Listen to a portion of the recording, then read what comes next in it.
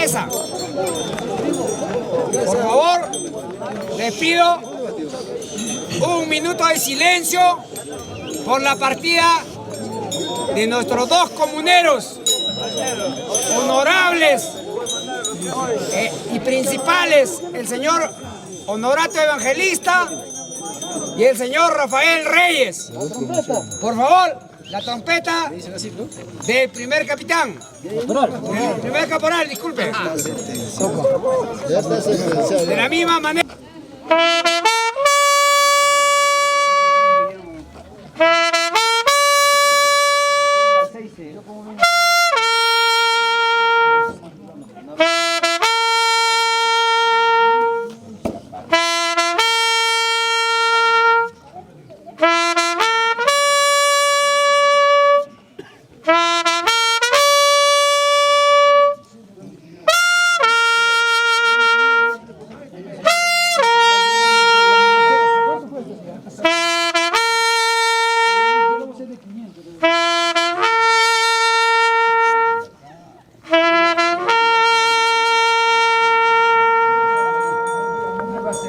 Con bastante cordura para nuestros visitantes, para las personas que nos acompañan acá.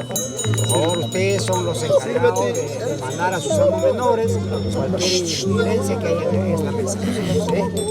Entonces comenzamos y por favor a la orquesta manden a la orquesta de Rodi tocar. Señor síndico, ¿qué tal?